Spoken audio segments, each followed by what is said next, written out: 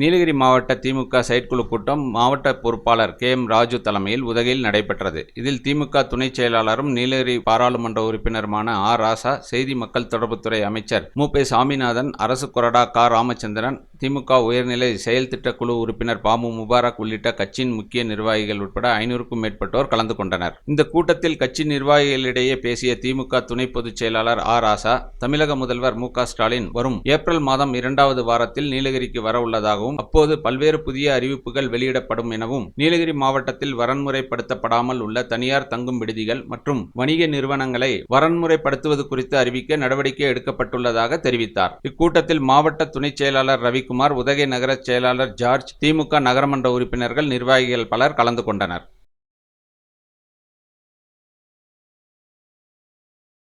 நீங்கள் எண்ணி பார்க்க வேண்டும், இது தலைவருடைய 22வது பிறந்த நாளை எப்படி கொண்டாட வேண்டும் என்று இங்கே இருக்கிறவர்களெல்லாம் பேசினார்கள். இந்த தலைவனுக்கு முன்னால் இருக்கின்ற சவால்கள், இந்த தலைவனுக்கு முன்னால் இருக்கின்ற பல்வேறு பேராபத்துகள், இதற்கு முன்னால் தமிழ்நாட்டில் யாரும் இல்லை. The Big Shop, a shop where your shopping never ends. ராகம் டிவி யூடியூப் பக்கத்தை சப்ஸ்கிரைப் செய்யுங்கள்.